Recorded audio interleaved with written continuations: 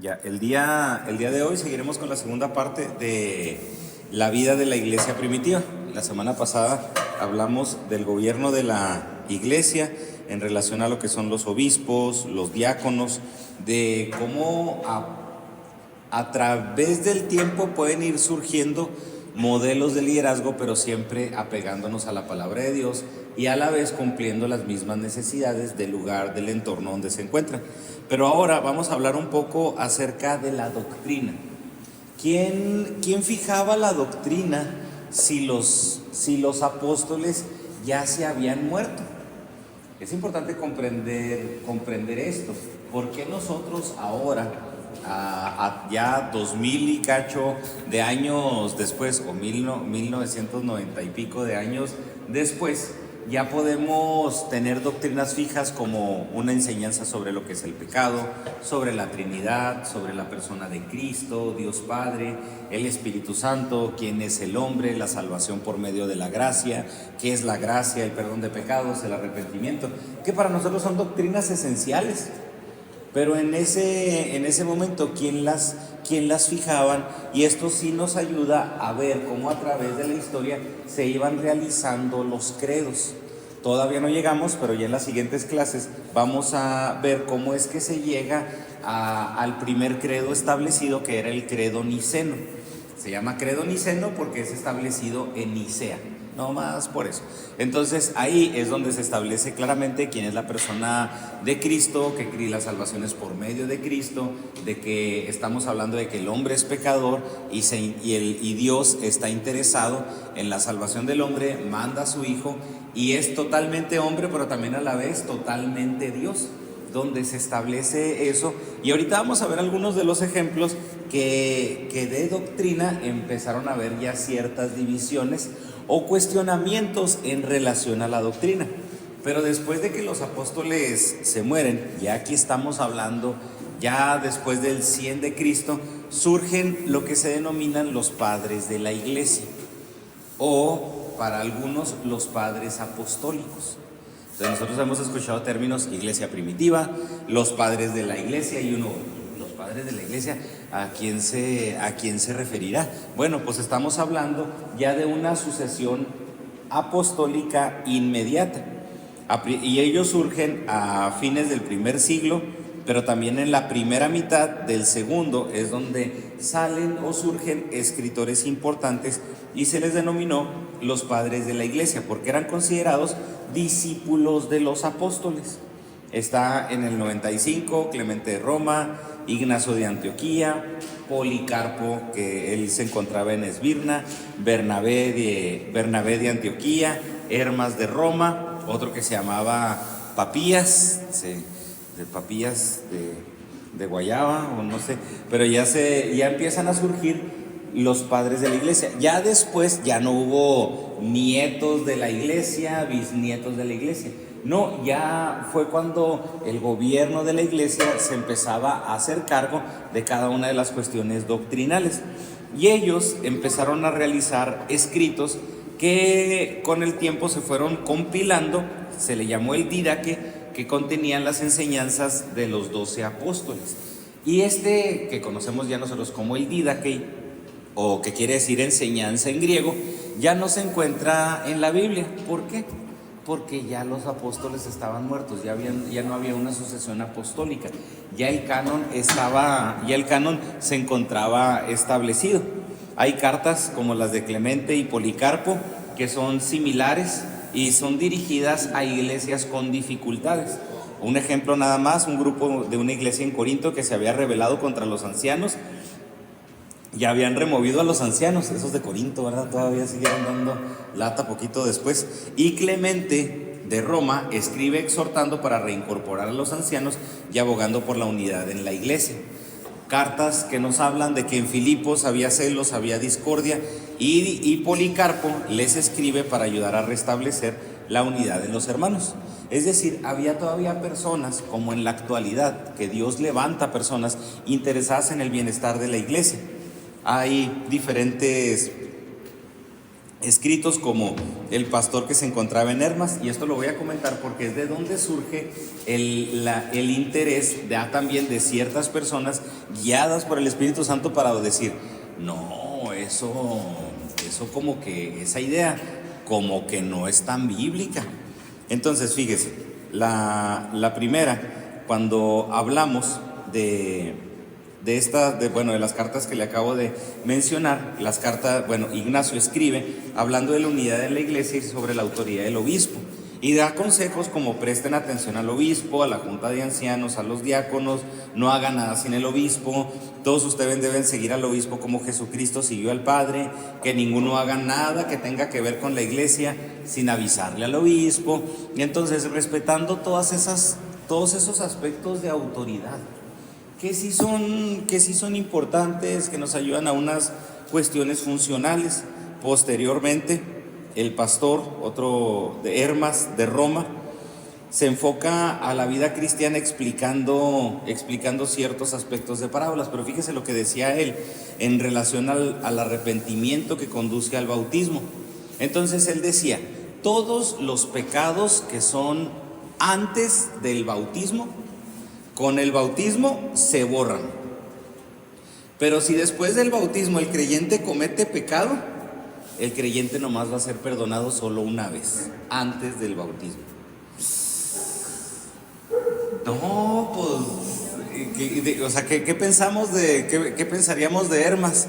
O sea, este cuate se me hace que no sale, ¿verdad? O este cuate, o aún así en la casa, pues uno está con la mente uno viaja con la mente a todos lados, o sea, no importa si te cambian de ambiente.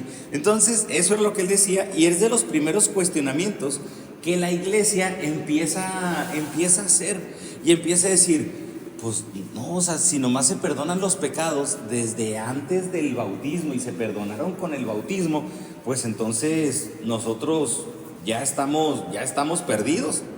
Entonces ya después se puede arrepentir del pecado, pero si se arrepiente, en dado caso de que se arrepiente del pecado cometido después del bautismo, nomás es un perdón por pecado. O sea, imagínese, después del bautismo usted, no sé, se robó el cambio de las tortillas, o dijo una mentirita piadosa, se robó el tapón de la pluma, ya, o la pluma completa. Ya después de eso pidió perdón, y si se vuelve a robar otra cosa, si vuelve a cometer otra vez el mismo pecado, codicia, lo que sea, ya nomás va a ser perdonado esa vez. Y posteriormente ese pensamiento lo adopta también la Iglesia Católica y se le pone el nombre de pecado mortal. Pero que nosotros vemos en el Nuevo Testamento sobre el bautismo. El bautismo es una ordenanza.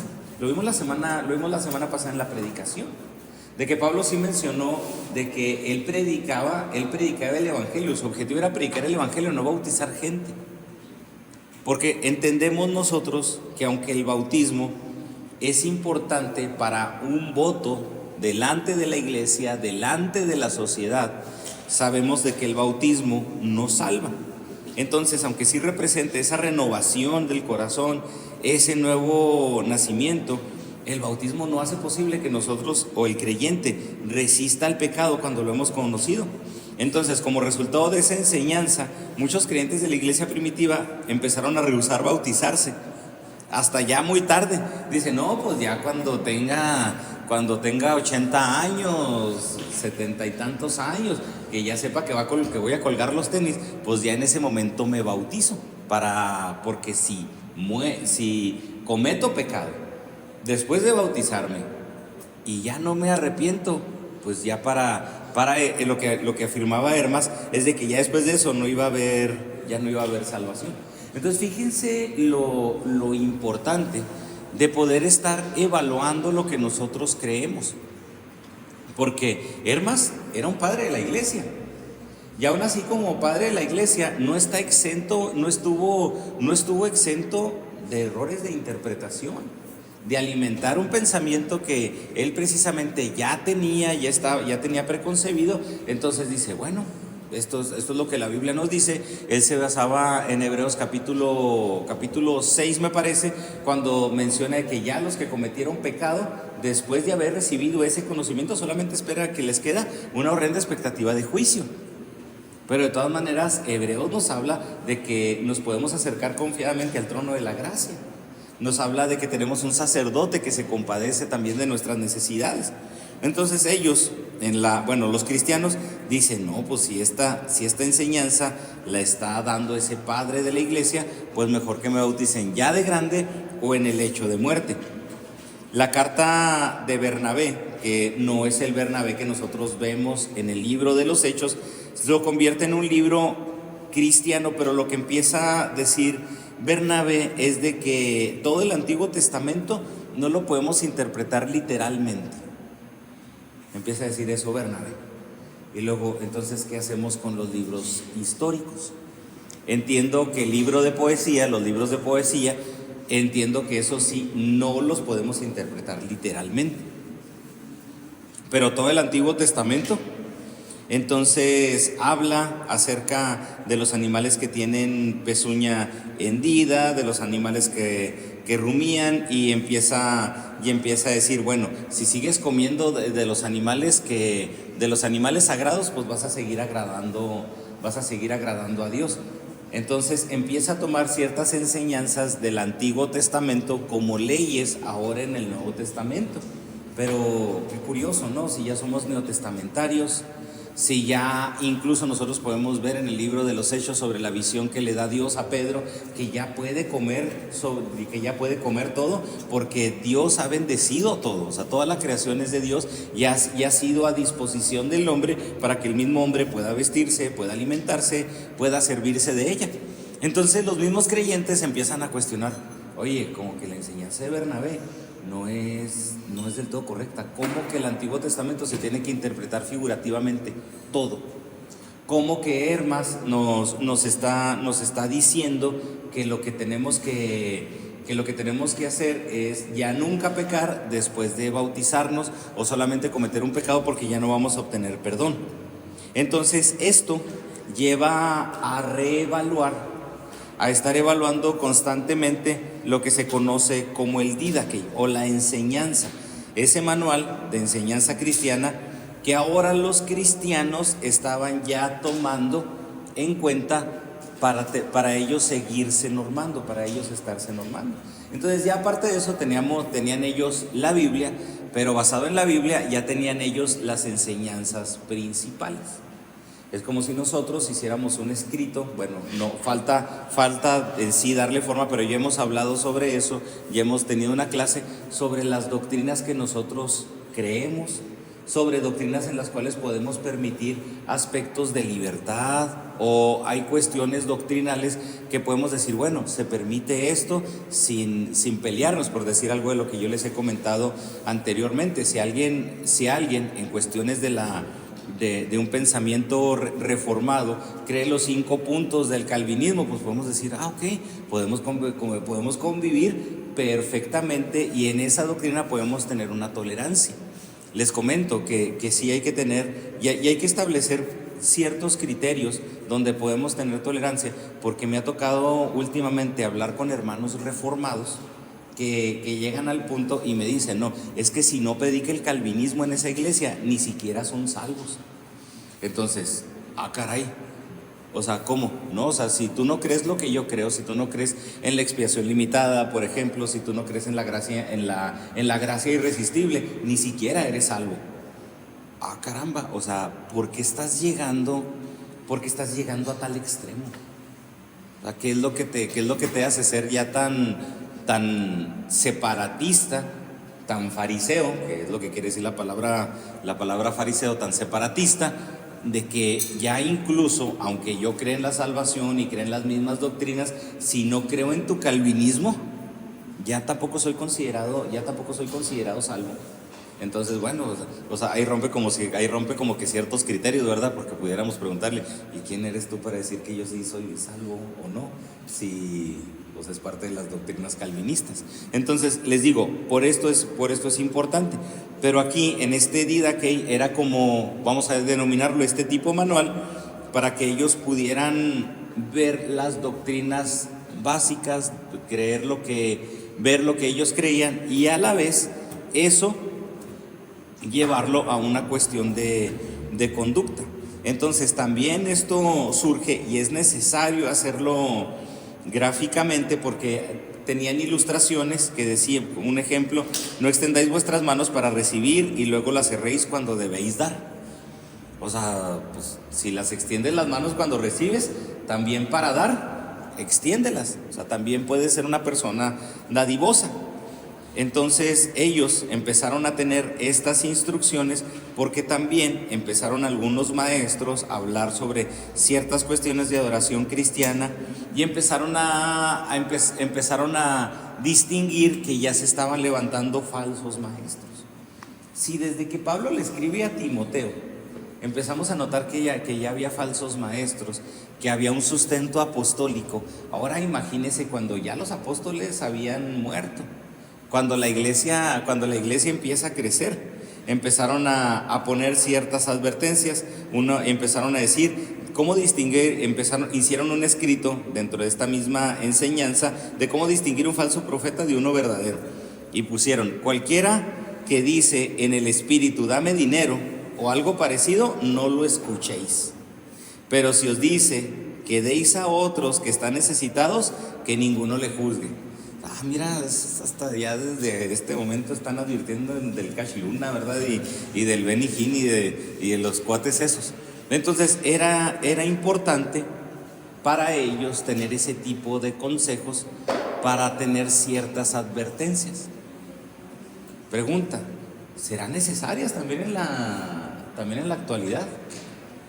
En días pasados subí una foto que tenía imagen, era un cuaderno, una foto de un cuaderno que en la portada tenía a Cash Luna, a Guillermo Maldonado, creo que a Ana Méndez, no sé cuál otro, y luego le puse así cotorreando: miren, encontré mi cuaderno del instituto, ahora sí prepárense, porque ahí viene la unción. Y luego ya le puse: no se crean, encontré mi cuaderno de apuntes y de chistes. Entonces una persona me escribió exhortándome a que tengo que orar, a que tengo que reconsiderar ciertos aspectos, porque con la vara que mido seré medido. O sea, de que si voy a juzgar de esa manera voy a ser juzgado. Y ya otros versículos bíblicos. Y me daban ganas de escribirle muchas cosas.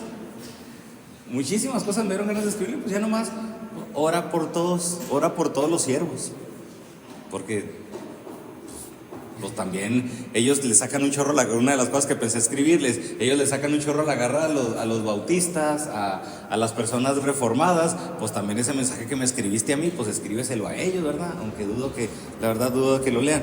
Pero creo que también en la actualidad hace falta escribir con base bíblica cómo advertirnos de cuestiones de conducta, de cuestiones de doctrina, que es importante, porque aunque entendemos y sabemos de que Dios se revela a todos, muchas veces ahí es importante enseñarle a personas que posiblemente todavía no tengan ese entendimiento. Es razones por qué le explicamos la Biblia a un incrédulo, porque no tiene el Espíritu Santo para que se lo revele. Y no estoy hablando de poner nombres, no estoy hablando de hablar sobre situaciones específicas de lo que podemos estar de acuerdo o no, pero sí advertencia. En la actualidad sí urge cuidado de los falsos maestros, cuidado de las falsas enseñanzas. Entonces eso lleva a la iglesia a evaluar la doctrina constantemente, evaluar la conducta. Entonces en esa evaluación unos ya lo hacen y enfatizan que es importante evaluar la enseñanza de la iglesia primeramente por amor a Cristo. Es importante reevaluar la enseñanza de la iglesia primero por amor a Cristo, porque la enseñanza de la iglesia tiene que glorificar a Dios, pero también porque es importante la unidad de la iglesia y la comunión entre ella misma. Entonces tenemos que evaluar la enseñanza, porque si de la enseñanza nos alimentamos, si a la enseñanza también se relaciona con nuestras prácticas, si Cristo se glorifica en la enseñanza, pues tenemos que cuidar la enseñanza, tenemos que reevaluar la enseñanza. Entonces se empiezan a enfocar en cuestiones de autodisciplina para mantener una vida santa y un llamado de amor mutuo entre cristianos. Entonces los escritos de los padres apostólicos ya surgen con esa intención. Hay que mantener la unidad en la iglesia. Por eso es importante de que si ya en algún momento alguno tiene oportunidad, de hecho los puede buscar en internet, escritos de los padres apostólicos, muchos escritos van a ir en relación a mantener la unidad en la iglesia. Consejos prácticos para mantener la unidad en la iglesia. Podemos entenderlo que no son necesariamente una inspiración divina directa, como lo entendemos nosotros con el Nuevo Testamento y el Antiguo Testamento, pero sí surgen de la palabra y basado en lo que estaba ocurriendo en ese momento en el entorno social. ¿Qué podemos hacer nosotros en la actualidad? ¿Cómo lo enfocaríamos? Es como si nosotros hiciéramos ahorita un escrito en relación a tener cuidado sobre qué ideologías pueden afectar la iglesia. Dice uno, bueno, no es inspirado por el Espíritu Santo, pero sí es con una base bíblica saber con qué ideologías la iglesia debe tener cuidado. Porque en ese entonces no había feminismo, no estaba habiendo un auge del feminismo. En ese entonces no había surgido la cuestión del existencialismo. En ese entonces no estaban en una cultura como nosotros lo vemos en la actualidad, totalmente pragmática, posmoderna. Entonces son cosas que ahorita nosotros podemos advertir basado en el entorno social en el que nos encontramos. Y eran lo que estaban haciendo ellos. Empieza a surgir una ansia para algunos por el martirio. En el caso de Agustín, de Ignacio, en el caso de Ignacio, él ruega para que no haga nada para prevenir el martirio. Lo agarran preso y dicen, si me van a aventar a los leones, que me avienten a los leones. Lo curioso es que cuando es arrojado al circo, los leones no quieren atacarlo. Entonces él dice que nada visible o invisible impide alcanzar la presencia de Jesucristo. El fuego y la cruz, y lucha con las fieras, huesos que crujen, los miembros destrozados, la destrucción de todo mi cuerpo, tormentos del maligno, que todo eso venga sobre mí con tal de alcanzar la presencia de Cristo. Entonces el ejemplo de Ignacio en ese momento es tan impactante para muchos que incluso hasta los cristianos de la iglesia primitiva querían morir como mártires. Para ellos era importante, ellos anhelaban morir como mártires. Ahorita a lo mejor nosotros podemos decir, pues no, ¿verdad? No. Y no quiere decir de que no estemos confiando en Dios. Pero es simplemente lo que ellos en su momento estaban viendo, estaban experimentando, porque vieron que el ejemplo de Ignacio sirvió para que mucha gente que se encontraba en el circo romano, incluso hasta soldados, en ese momento se arrepintieran. Entonces, bueno, si mi martirio va a servir para que el reino de Dios también crezca, pues ellos empezaron a aceptar el martirio. O sea, lo empezaron a ver incluso hasta como un anhelo. Entonces había una ansia por el martirio, de glorificar el sufrimiento, lo cual a futuro se transforma también en un pensamiento en el que me tengo que lastimar, me tengo que flagelar. Y empiezan los ascetistas. Entonces, entre más me lastime, entre más depure mi carne, también combinándolo junto con otras filosofías, como el hecho de decir que la carne es mala. Algunos filósofos griegos hedonistas decían que pues hay que darle todo el placer al cuerpo, todo el placer a la carne, pero otros decían, no, la carne es mala y debes de suprimirla totalmente. Y por eso se empezaban a lastimar, y juntan algunas de las doctrinas. Bernabé usó una forma de comprender la Biblia que era practicada también por los griegos y por los judíos, lo que es donde podemos entender la forma en la que él explicaba el Antiguo Testamento. Entonces por eso Bernabé decía, todo el Antiguo Testamento no lo podemos interpretar de forma literal. Ah, qué caray. Y podemos ver que a lo largo de la historia empiezan a ponerse en tendencia ciertos modelos de interpretación bíblica. Hubo momentos en los que se utilizaba mucho una cuestión literal. ¿Dónde podemos nosotros ver eso y tener cuidado sobre una cuestión literal? Lo que les mencionaba hace poco en la introducción a los Corintios, que la mujer calle en la congregación. Otro ejemplo que viene también en los Corintios: es deshonroso que el hombre tenga el pelo largo. Entonces sí, son cuestiones que en ese momento son un consejo para la iglesia, pero que también es importante en ese momento saber si es algo que se tenía que tomar literal. Y llega otro momento en el que también surge otro método. De hecho, puedo decir que es incluso al que me inclino más, el sintáctico crítico, que tiene que ver con desarmar el pasaje, sacar y ver por qué ciertos aspectos, lo que se querían decir con ciertos aspectos. Por eso si ustedes, que ustedes lo han observado, ustedes pueden ver que me inclino mucho hacia cuestiones históricas, me inclino mucho hacia cuestiones de idioma, para poder identificar qué era lo que se quería decir específicamente en ese momento. Una de las formas de interpretar la Biblia, pues era la alegoría. ¿Qué es la alegoría? Dar un significado diferente o adjudicarle un significado a las cuestiones literales. Les voy a poner un ejemplo de alegoría que una vez incluso me dio un maestro, que creo que también lo he mencionado en alguna ocasión. Y es donde, uno tiene que tener cuidado con las cuestiones de interpretación. Lo que nos mencionaba esta persona es de que el arca de Noé nos ayuda y nos dice cómo hablar con sabiduría.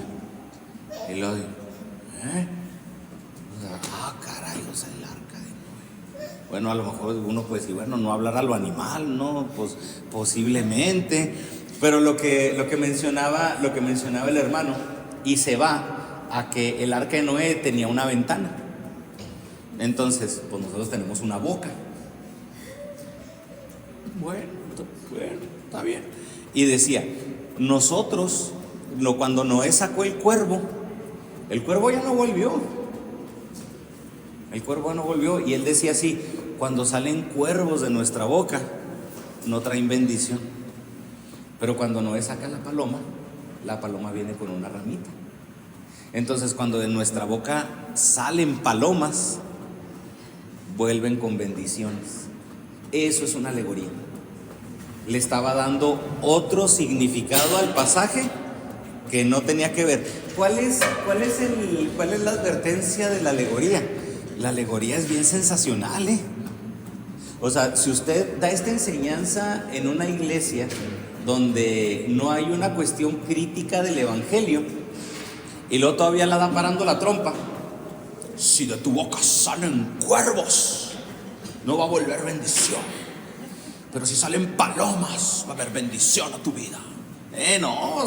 Va a tener a toda la raza aplaudiendo y emocionada. Pregunta, ¿es bíblico ese mensaje? En parte sí, pero no es el mejor pasaje para sustentar esa enseñanza bíblica. Es el cuidado de la alegoría. Entonces, ¿qué sucede con Bernabé? El padre de la iglesia empieza a alegorizar el Antiguo Testamento. Entonces, ¿qué tantas enseñanzas pudiéramos sacar del Antiguo Testamento? El hermano John MacArthur, en un libro que tiene que se llama Los Carismáticos, mencionó un ejemplo.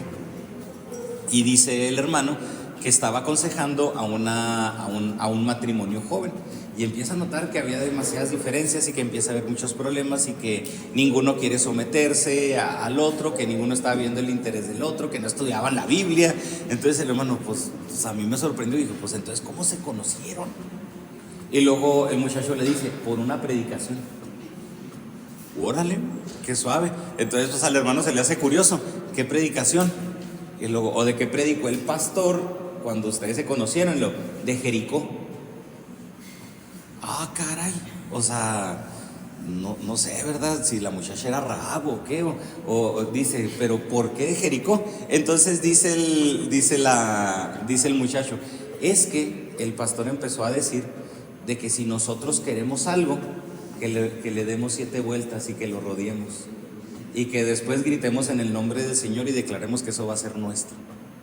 Entonces yo la vi, me gustó y le empecé a merodear, le empecé a dar sus siete vueltas en el nombre del Señor y ella accedió. Entonces nos conocimos y nos hicimos novios por una predicación. Ándale, sí, ahorita cuando vea un Lamborghini lo voy a rodear aquí. Entonces, fíjense la alegoría, el punto de la alegoría. De hecho, ustedes me han escuchado que hay ocasiones en las que yo digo, voy a sacar una pequeña alegoría de este pasaje, pero incluso con muchísimo cuidado, con mucho cuidado. Entonces, estudiando la historia de la iglesia, vamos a ver de que hay momentos en los que la alegoría empieza a ser tendencia. El sentido literal empieza a ser una tendencia y ciertos modelos de interpretación a lo largo de la historia empiezan a tener auge. ¿Cuál es lo delicado de esto? ¿Qué es lo delicado de esto? Que esto nos permite reinterpretar pasajes que necesariamente no necesitan una reinterpretación. Pues hay pasajes que no necesitan una reinterpretación. Aquí, ¿qué hay que tener en cuenta? Saber cuál es la intención, con qué se está escrito, cómo está escrito, por qué está escrito, para saber incluso cómo interpretarlo. El ejemplo que les he dicho es la razón por la cual los testigos de Jehová interpretan que en el cielo solamente va a haber 144,000, porque lo toman literal. Pero no es algo que tenga que ver con una cuestión literal, sino que tiene que ver con numerología judía, 12 por 12 por 1000, los grupos de los grupos. Y sí, ellos utilizaban el número 1000 dando a entender de que no, pues ¿cuántos son? No, pues es incontable. O sea, es algo que no se puede contar, son como muchos, así como los niños dicen jugando 50, porque no tiene cuenta, sin cuenta, y nosotros a veces decimos como 1000, o hay otros que dicen como 8000, y hay otros que dicen como 80,000, 800,000, el cántico de los 800,000, ¿verdad? No, y hay que saber qué aspectos interpretar literalmente y otros también de una manera de sacarle el sentido sin lo literal. Es parte de lo del conflicto amilenialista, que los amilenialistas tienen una excelente interpretación, sobre todo sobre los profetas menores, sobre ciertos sucesos que nosotros vemos en el Nuevo Testamento, pero la interpretación del Apocalipsis, híjole, ahí es donde la puerca tuerce el rabo, dicen por ahí. Y por otros, una buena interpretación del Apocalipsis, pero una mala interpretación de todas las demás partes de la Biblia. Eso es lo delicado. Entonces, todo esto sucede al comienzo de la historia de la iglesia, lo cual también ellos empiezan a hablar sobre la importancia de la conducta. Aquí hablaban y tenían escrito sobre el cristiano en la comunidad.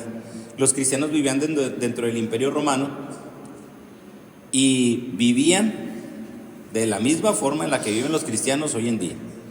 Trabajaban en granjas, en barcos, en toda clase de oficios, y tomaban parte de las actividades en la comunidad, excepto aquellas que ellos consideraban contrarias a la religión. Contrarias. Ya ahorita creo que se está perdiendo eso. Creo que ya se está perdiendo eso. No porque diga que tenemos que festejar o no el Halloween. Obviamente no estoy de acuerdo con Jesús Adrián Romero, pero cómo ahora decimos que no las hacemos, pero hacemos algo inversamente igual. O sea, que termina siendo la misma gata nomás que revolcada. Entonces ellos sí eran muy determinantes en cuanto a la separación de festividades contrarias a la religión. Entonces esto es claro, lo podemos ver en el discurso que en ocasiones les he leído, que se llama el discurso a Diogneto. Entonces, que ellos decían, y que ellos sí, que ese escrito se divide en 4 partes, una de ellas es Los cristianos en el mundo, que yo la que les he leído, pero también habla los cristianos también en contra del judaísmo, los cristianos y el judaísmo, los cristianos también y los mismos gentiles, y cómo todo eso afectaba el comportamiento. Tertuliano, el teólogo de África del Norte, vive entre el 150 y 225 después de Cristo, y nos da una iglesia de cómo los cristianos diferían de los no cristianos. Él habla en relación al culto de la adoración, pero también habla de que en el mismo culto se reciben donaciones de dinero, pero se da de acuerdo con la posibilidad de cada uno, y no hay obligación, y Tertuliano decía, es que todo es voluntario. Y él mencionaba y hace un escrito en relación hasta lo que nosotros denominamos hoy la ofrenda. Y él escribe esto: estas donaciones no se gastan en fiestas, ni en borracheras o comilonas, sino en sostener y enterrar a los pobres, en suplir las necesidades de los niños y niñas que no tienen medios de vida, ni padres, y de ancianos confinados a sus casas. También de aquellos que han sufrido naufragio, y si alguno en las minas, o desterrados en las islas, o encerrados en prisiones, únicamente por su fidelidad a la causa de la iglesia de Dios, los tales son ayudados por los cristianos. Son los actos de amor tan noble los que mayormente llevan a muchos a poner una marca sobre nosotros. Mirad cómo se aman entre sí. Que él menciona que eso es lo que decían ellos. Fíjese. ¿Por qué estudiamos esto? Porque en ese momento, 150, 225 después de Cristo, la iglesia no estaba institucionalizada. La iglesia no tenía lugares como nosotros lo tenemos en la actualidad. Se reunían en casas. Entonces la persona que estaba encargada, o que era en ese momento la anfitriona, que como nosotros podemos ver, por decir a Filemón, pues la iglesia no tenía que invertir nada en algo del edificio. Entonces Tertuliano con libertad podía decir que el dinero de la iglesia era para ayudar perfectamente a toda la comunidad. Pero han surgido cambios a lo largo de la historia. Ahorita nosotros no nos reunimos en una casa, nos reunimos en un edificio que es necesario darle mantenimiento, en un edificio que es importante tenerlo con instalaciones dignas. Entonces, ¿qué sucede? ¿Podemos ser como Tertuliano? Sí y no, porque sí podemos ayudar, pero también sin comprometer las necesidades que ahora nosotros en la actualidad tenemos y que ellos en ese momento no tenían. Por eso sí es importante conocer qué es lo que está pasando en el contexto. Porque algunos en la actualidad que no son cristianos y que son ateos, si leen a Tertuliano pueden decir maravilloso, así deberían de ser los cristianos, maravilloso, no se deberían gastar. Sí, pero espérate, o sea, todo esto implica gasto. Esto sirve, no cristiano, para que cuando tú vengas a la iglesia, nosotros incluso hasta te podamos dar un cafecito, un termo y una bolsa. Ay, no es cierto, pero para que nosotros podamos, para que tú tengas un lugar donde poder venir y aprender incluso hasta cómodamente. Entonces, pero eso era, y él lo escribe basado en ese momento. Eso lleva también a que los cristianos vieran o hicieran una diferencia entre el comportamiento social y el comportamiento de los cristianos. Desde aquí ya podemos ver de que no era fácil ser cristiano dentro del Imperio Romano. No era fácil ser cristiano en el Imperio Romano. Ahora, ¿es fácil ser cristiano? Podemos decir, igualmente no es tan fácil, pero igualmente también es un poco fácil.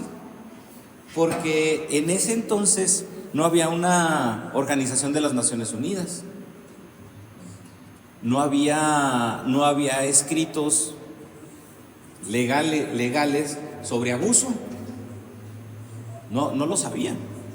Entonces, si un amo trataba mal a un esclavo, pues el amo tenía el derecho de tratar al esclavo como le daba su regalada gana. Pero ahora no. O sea, ¿qué sucede? Pues sí, hay una comisión en cuestiones laborales para ver acoso laboral, para ver maltrato laboral, está establecido un salario mínimo. Entonces, hay reglas que sí son más fáciles de poder convivir ahora, que aún así, legalmente, toda ley humana tiene recovecos. Y muchos patrones se aprovechan de la necesidad de trabajo de la gente. O sea, sigue habiendo abuso, pero en ese entonces no estaba nada regulado en muchísimos aspectos. Entonces era más fácil tener un mal comportamiento y justificarlo, porque si la mayoría no quería a los cristianos, pues ¿qué sucedía? Justificaban al que maltrataba al cristiano. Entonces los cristianos no podían realmente tomar parte en las actividades de la misma sociedad. Obviamente tenían buenas razones para abstenerse, pero los vecinos no comprendían. Los cristianos no asistían a los espectáculos y diversiones públicas debido a que estos espectáculos y diversiones públicas eran demasiado inmorales. Muchos cristianos se negaban a servir en el ejército. Se preguntaran si era correcto que un cristiano tomara parte en la guerra y creían que no podían ofrecer sacrificios al emperador, porque la guerra no solamente era cuestiones de que si mataban o no mataban, sino que el hecho de ganar una guerra era venir y ofrecerle un sacrificio al emperador. Entonces los soldados cristianos, pues bueno, defiendo mi patria. Pedro me dice que ore por mi patria, que procure el bien de mi nación, pero ofrecerle un sacrificio al emperador, no tengo por qué hacerlo. Y era una obligación del ejército, de los soldados, ofrecer sacrificio al emperador. Entonces ellos no podían hacer eso. Los cristianos, al ver la misma inmoralidad y ver que también se tenían que ofrecer sacrificios al emperador, los cristianos no aceptaban puestos en gobierno. Entonces, bueno, pues no tengo por qué trabajar en un lugar donde se le ofrece un sacrificio al emperador y donde se tiene que ofrecer un sacrificio a los dioses. No tengo por qué trabajar ahí. Por eso también llega un punto en el que no enviaban a los niños a las escuelas públicas, debido a que las lecciones incluían la enseñanza de la religión pagana. Ahorita hay que tener cuidado. No incluyen, ándale, el homeschool, no incluyen una enseñanza directa a la religión pagana, pero por decir ¿qué me dicen de la evolución? Contradice rotundamente lo que la palabra de Dios dice. Aunque sí, ya está establecido que la educación debe de ser apartada de la religión, sabemos de que no es totalmente cierto, porque hay cuestiones religiosas muy arraigadas a la cultura, como el Día de Muertos, que toda escuela, a menos de que sea cristiana, hace altar de muertos. Entonces ahí estamos hablando de una cuestión religiosa que muchos pueden decir es que es cultural, pero implica también un rollo religioso. O sea, y la verdad es de que no hay que ser así tan tarugo, ¿verdad? Para poder establecer eso. Qué casualidad que sí, el Halloween es el 31, que viene desde Europa, vienen los españoles, hacen un sincretismo religioso, juntan la religión católica con las cuestiones de adoración que tenían los aztecas, los mexicas, todos ellos en ese tiempo. No, es que no es adoración a los dioses, es una fiesta a los muertos, y le puedes ofrecer un sacrificio tú a tus muertos. Y eso entendemos que la Virgen de Guadalupe, que la Virgen de Fátima, que la Virgen de aquí, que la Virgen de allá, es sincretismo religioso. No es que es la Virgen María, pero adaptada a tu cultura. O sea, son cuestiones que no están separadas. ¿Qué hacemos nosotros ahora? Cuando yo crecí, ya hace algunos añitos que estaba yo en la primaria, el homeschool no estaba tan desarrollado, tenía tanto auge como ahora. O sea, de hecho, ya cuando conozco personas con homeschool, ya es hasta en la actualidad, por amigos que tengo que metieron a sus hijos en ese sistema. Pero si se hubiera conocido desde antes, pues otra cosa, a lo mejor otra cosa sería con algunos de nuestros, conmigo posiblemente, o con algunos de nuestros amigos. Entonces, por eso empiezan a ellos establecer ciertos criterios para poder actuar de manera pública. Pero tomando en cuenta que también tiene que ver con cuestiones de convicción. ¿Sí? No sé si vieron la película de Hasta el último hombre, de un adventista que se mete al ejército y él decide no matar a nadie. Y pues yo voy como médico, y que lleva hasta del otro ejército a que los sanen, pobres cuates, ¿verdad? Ahí se abrían los ojos cuando veían que estaban en las carpas del otro ejército. Entonces, es bien sabido que a fines del siglo II había muchos cristianos, hombres en ejércitos romanos, funcionarios cristianos en departamentos de oficina de gobierno. Sin embargo, existía también una actitud definida en cuanto a los aspectos que caracterizaba su comportamiento. Por decir, había cristianos trabajando para en el mismo gobierno romano para los emperadores. Sí los había, pero ellos eran tajantes en sus posturas. Yo no voy a ofrecer sacrificio. Yo no voy a ofrecer sacrificio a emperador. Yo no voy a trabajar yo no voy a ser partícipe de estas fiestas. Yo no voy a hacer esto. Creo que es algo que ha persistido en muchos creyentes hasta en la actualidad.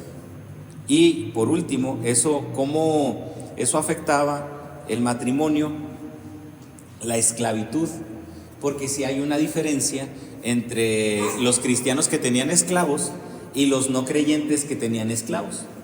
Porque parte de lo que hacían los cristianos que tenían esclavos es darles un día de reposo, darles un día de descanso, ser mejores con el comportamiento de ellos.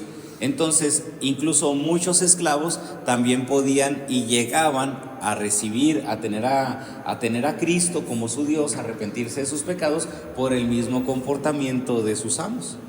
Entonces, afectaba, sí, el cristianismo afecta a las áreas.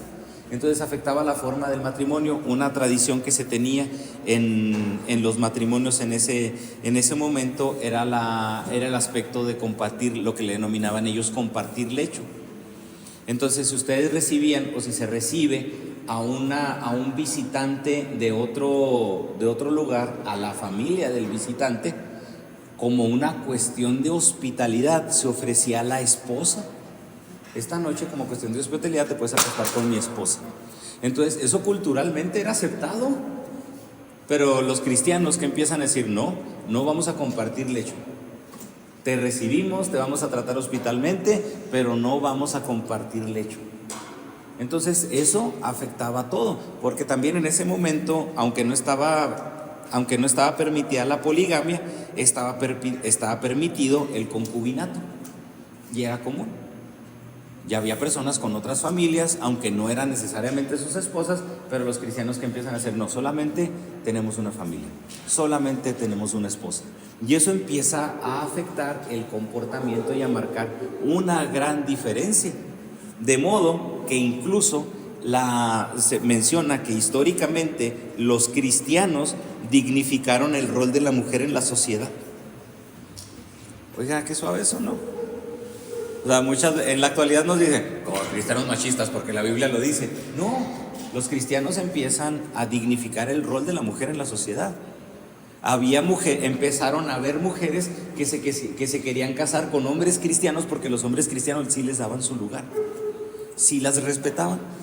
Había esclavos que en su momento preferían decir, me gustaría, pues de ser esclavo mejor soy esclavo de un cristiano porque me trata mucho mejor, porque trata bien a mi familia, porque me dignifica. Ahora la esclavitud, decimos que está abolida, ¿verdad? Ha tomado ciertos cambios, que ya se le llama relación laboral, pero qué suave, ¿no? Ahorita también que se marcara una diferencia entre los matrimonios cristianos, los no cristianos, entre jefes cristianos y no cristianos, o incluso hasta trabajadores cristianos. Qué padre, ¿no? Que llegue un momento en el que en las publicaciones de Facebook y el periódico, no, ¿verdad? No sé quién lo compre, pero en Facebook que se ponga, se solicita trabajador, bla, bla, bla, bla, bla, que sea cristiano. Y luego que el cristiano pregunte, oiga, ahí están solicitando cristianos, ¿es usted cristiano? No. ¿Y por qué solicita cristianos? Ah, porque sé que trabajan bien. Oh, chulada, ¿no? O sea, qué bendición pudiera ser eso. Afectaba la cuestión de la conducta, incluso ya para finalizar, hasta la disciplina cristiana. Porque todo creyente tenía la intención de ser santificado. Ellos comprendían y entendían que el Nuevo Testamento hacía énfasis en una vida santa. Entonces la fe cristiana se expresó en el Imperio Romano como un medio de pureza para la vida por su corrección de doctrina. Los romanos empezaron a ver como a los cristianos como alguien que les interesaba y les importaba ser puros, más allá que una cuestión moral. No era solamente una cuestión moral, era la salud de la iglesia, la santificación de ellos, y se marca una gran diferencia entre los cristianos y los paganos, porque la iglesia se empezó a separar de todas festividades, de todas acciones, de todos comportamientos que sabían que eran inmorales, y se empieza a hacer esa diferencia. Hubo protestas por parte de los no cristianos, sí, así como la sigue viendo hasta en la actualidad. Muchos antropólogos están peleados con los cristianos, porque el objetivo de la antropología en cuestiones culturales es preservar la cultura. Pero dígame, ¿qué cultura no tiene tradiciones que tienen que ver con el pecado? Entonces llegan los cristianos, llegan los misioneros a un lugar, y los mismos creyentes, los que ya son ahora creyentes, empiezan a decir, ah, caray, esto no lo dice en la Biblia, esto no nos lo dice Dios. Entonces hasta ciertos aspectos culturales se modifican. ¿Y qué dicen los antropólogos? Entonces los cristianos se están encargando de que aspectos culturales se vayan desapareciendo. Entonces son criterios que nosotros podemos tomar ahora en la actualidad, pero la verdad, no sé usted, pero personalmente así me fue. A mí hay cosas en las que digo, ay caray, o sea, esto sí me anima. Primero, como lo que estamos viendo ahorita, a seguir estudiando la doctrina de tal manera que la doctrina no se pierda, pero también a llegar a un punto en el de seguirnos reevaluando constantemente bajo la misma palabra de Dios como espejo, y decir, ¿sabes qué, Señor? En estos aspectos guíame, en estos aspectos transfórmame, en estos aspectos ayúdame a ser mejor esposo, mejor trabajador, mejor padre, para que como cristiano en una sociedad pueda marcar esa diferencia. No porque forzosamente la tengamos que marcar, sino porque sea como una consecuencia de que Dios está obrando en nosotros.